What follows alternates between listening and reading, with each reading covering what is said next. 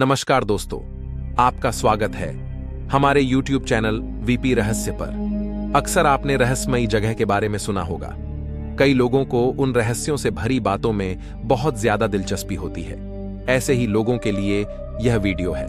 आज हम आपको भारत के 5 ऐसे रहस्यों से भरे मंदिरों के बारे में बताने जा रहे हैं जहां विज्ञान और तर्क दोनों फेल माने जाते हैं। इन मंदिरों की कहानियां सदियों से सच मानी जा रही हैं और सबसे आखिर में जो मंदिर है उसके बारे में माना जाता है कि जिस दिन मंदिर का स्तंभ जमीन को छू गया उस दिन भगवान शिव के वीरभद्र रूप का क्रोध पुनः जाग जाएगा और सृष्टि का विनाश उस दिन निश्चित है।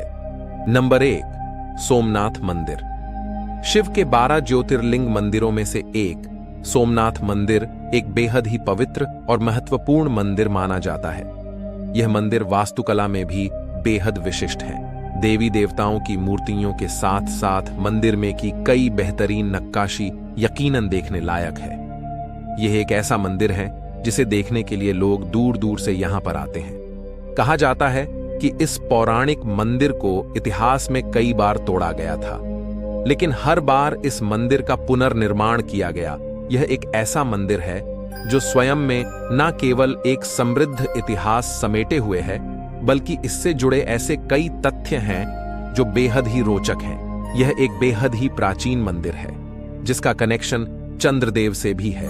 किंवदंती है कि मंदिर की प्रारंभिक संरचना सबसे पहले चंद्रमा भगवान द्वारा बनाई गई थी, जिन्होंने सोने से मंदिर का निर्माण किया था।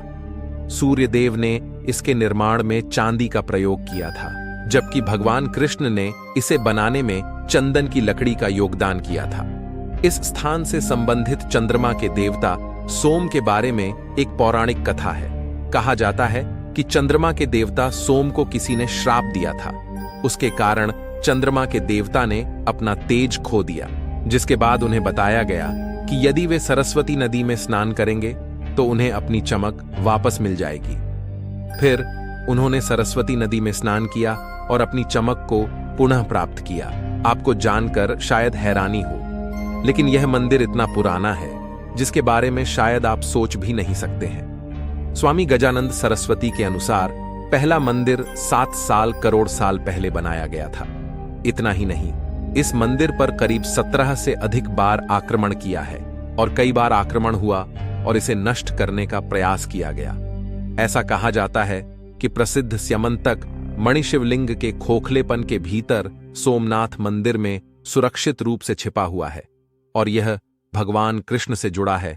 कहा जाता है कि इस पत्थर में सोना पैदा करने की क्षमता है और इसमें कीमिया और रेडियोधर्मी गुण हैं, जो इसके जमीन के ऊपर तैरने का कारण है। जब आप मंदिर के अंदर आएंगे तो आपको मंदिर के ऊपर एक कलश रखा दिखाई देगा। इस कलश का वजन करीब 10 टन है। यहां लहरा रहे ध्वजा की ऊंचाई 27 फीट है और अगर इसकी परिधि की बात करें तो 1 फीट बताई जाती है। मंदिर के अंदर आते ही आपको चारों ओर विशाल आंगन दिखाई देगा। मंदिर को 3 भागों में विभाजित किया गया है। स्कंद पुराण के अनुसार हर बार जब दुनिया का पुनर्निर्माण होगा तो सोमनाथ मंदिर का नाम बदल जाएगा। नंबर 2, वेंकटेश्वर मंदिर। भारत के प्रसिद्ध मंदिरों में से एक है तिरुपति बालाजी का मंदिर, जो आंध्र प्रदेश के चित्तूर जिले में स्थित है। इस मंदिर में विराजमान भगवान वेंकटेश्वर स्वामी जी की मूर्ति है, जिसे भगवान विष्णु का अवतार भी माना जाता है। तिरुपति बालाजी के ऐसे रहस्य हैं जिन्हें आप जानकर अभिभूत हो जाएंगे। यहाँ के सारे रहस्य का जवाब वैज्ञानिकों के पास भी नहीं है। मूर्ति पर लगे बाल असली हैं। भगवान वेंकटेश्वर स्वामी की मूर्ति पर लगे बाल कभी नहीं उलझते, वह हमेशा मुलायम रहते हैं। ऐसा क्यों होता है? इसका जवाब वैज्ञानिकों के पास भी नहीं है। मंदिर के गर्भगृह में एक दीपक जलता है। आपको जानकर हैरानी होगी कि यह दीपक हजारों सालों से ऐसे ही जल रहा है, वह भी बिना तेल के। यह बात काफी ज्यादा हैरान करने वाली है। ऐसा क्यों है? इसका जवाब आज तक किसी के पास नहीं है। मंदिर की मूर्ति को पसीना आता है, मंदिर के गर्भगृह को ठंडा रखा जाता है, पर फिर भी मूर्ति का तापमान 110 फ़ारेनहाइट रहता है, जो कि काफी रहस्यमयी बात है। और उससे भी बड़ी रहस्यमयी बात यह है कि भगवान की मूर्ति को पसीना भी आता है, जिसे समय समय पर पुजारी पोंछते रहते हैं। भगवान वेंकटेश्वर की मूर्ति के कानों के पास अगर ध्यान से सुना जाए तो समुद्र की लहरों की आवाज आती है। यह भी काफी विचित्र बात है। तिरुपति बालाजी मंदिर से करीब 23 किलोमीटर दूर एक गांव पड़ता है। इसी गांव से मंदिर के लिए फूल, फल, घी आदि जाता है। इस गांव में बाहरी व्यक्ति के प्रवेश पर प्रतिबंध है और इस गांव के लोग काफी पुरानी जीवन शैली का उपयोग करते हैं। परछाई कपूर भी बेअसर है। परचई कपूर एक खास तरह का कपूर होता है जिसे पत्थर पर लगाने पर पत्थर कुछ समय बाद चटक जाता है, मगर इस कपूर को भगवान की मूर्ति पर लगाया जाता है और इस मूर्ति पर कोई प्रभाव नहीं पड़ता। नंबर 3, देवी करणी माता का मंदिर। राजस्थान के बीकानेर में स्थित यह प्रसिद्ध मंदिर देवी करणी माता को समर्पित है। इस मंदिर का निर्माण 20वीं शताब्दी में बीकानेर में किया गया।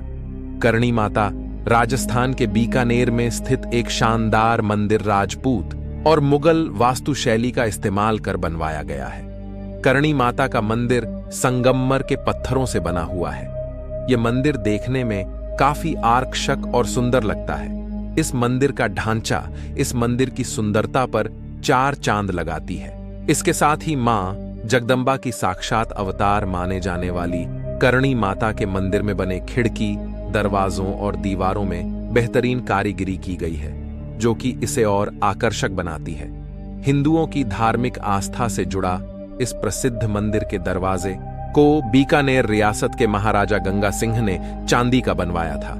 इस मंदिर पर रखा सोने का छत्र और चूहों के भोग के लिए रखी चांदी की विशाल पारात भी मंदिर के मुख्य आकर्षण है। इस मंदिर की धार्मिक मान्यताओं और इसकी खूबसूरती को देखने दूर दूर से लोग यहां आते हैं। दोस्तों, जहां हम किसी इंसान का झूठा खाने में भी संकोच करते हैं, वहीं इस मंदिर में भक्त दूर दूर से आते हैं चूहों का झूठा प्रसाद खाने के लिए। इस मंदिर में लगभग 25,000 चूहे हैं और इन्हीं चूहों को करणी माता की संतान माना जाता है। इस मंदिर में जितने भी भक्त प्रवेश करते हैं, उन्हें इस बात का खास ख्याल रखना पड़ता है कि गलती से भी चूहों को नुकसान न पहुंचे, क्योंकि ये मंदिर ही उनका है और वही यहां पूजे जाते हैं। ये बात काफी हैरान करने वाली है, लेकिन इस मंदिर के बने प्रसाद को भी पहले चूहों को खिलाया जाता है, तब कहीं जाकर वह भक्तों में बांटा जाता है।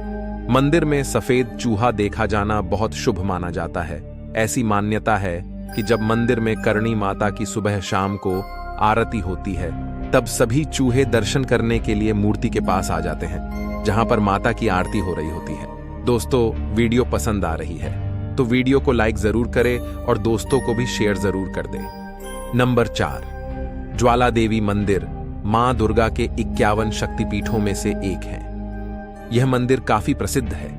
यह मंदिर भी शिव और शक्ति से जुड़ा है। जब भगवान विष्णु ने अपनी चक्र से देवी सती के शरीर को 51 भागों में बांट दिया, जो अंग जहां पर गिरा वहीं पर शक्तिपीठ बन गया। मान्यताओं के अनुसार इस स्थान पर माता सती की जीभ गिरी थी, इसलिए इसे ज्वाला जी के नाम से जाना जाता है।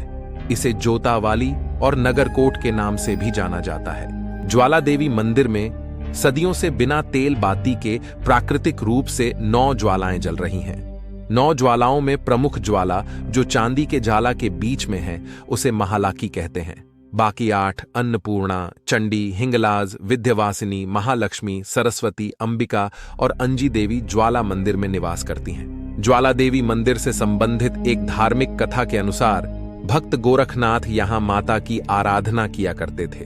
वह माता के परम भक्त थे और पूरी सच्ची श्रद्धा के साथ उनकी उपासना करते थे। एक बार गोरखनाथ को भूख लगी और उसने माता से कहा कि आप आग जलाकर पानी गर्म करें, मैं भिक्षा मांग कर लाता हूं। माता ने आग जला ली। बहुत समय बीत गया, लेकिन गोरखनाथ भिक्षा लेने नहीं पहुंचे। कहा जाता है कि तभी से माता अग्नि जलाकर गोरखनाथ की प्रतीक्षा कर रही हैं। ऐसी मान्यता है कि सतयुग आने पर ही गोरखनाथ लौटकर आएंगे। तब तक यह ज्वाला इसी तरह जलती रहेगी।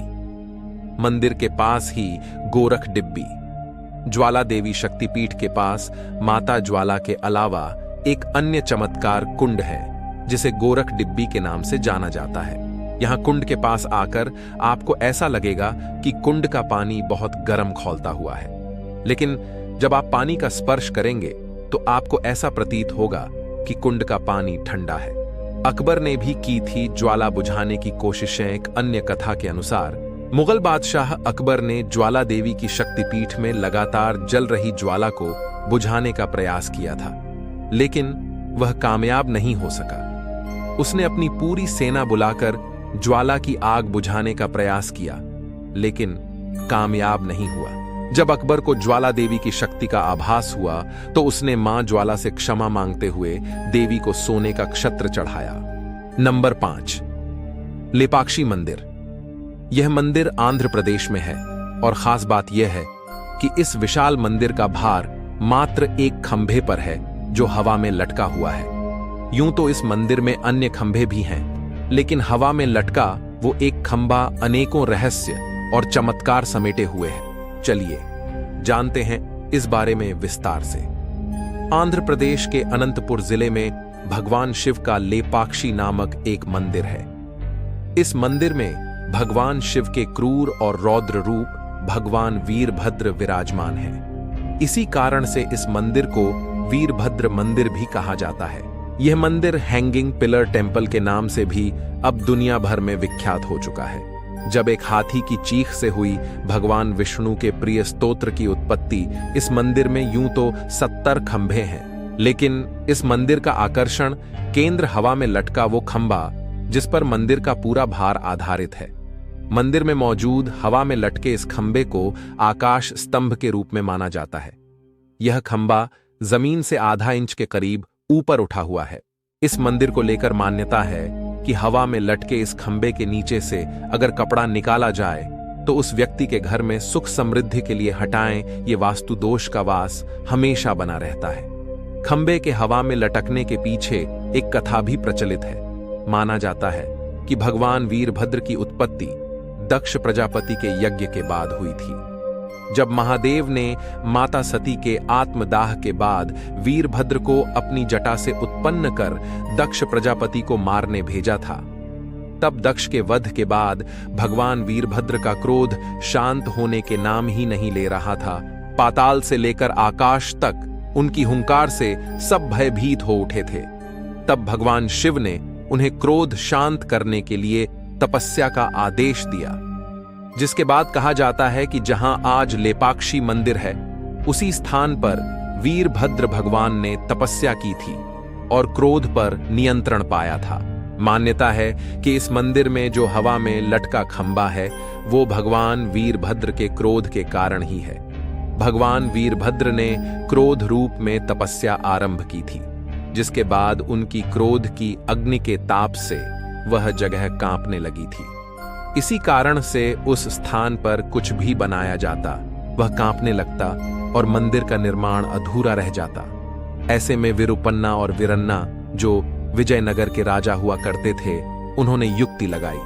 उन्होंने इस मंदिर का निर्माण ऐसे तरीके से कराया जिससे मंदिर का आधार वह स्तंभ हवा में लटकने लगा और मंदिर का निर्माण पूरा हुआ। माना जाता है कि जिस दिन यह स्तंभ जमीन को छू गया, उस दिन भगवान शिव के वीरभद्र रूप का क्रोध पुनः जाग जाएगा और सृष्टि का विनाश उस दिन निश्चित है। तो दोस्तों, वीडियो कैसी लगी कमेंट करके जरूर बताएं। ऐसी और रहस्यमय वीडियो देखने के लिए हमारे YouTube चैनल को सब्सक्राइब जरूर कर लें। मिलते हैं ऐसी और रहस्यमय वीडियो के साथ।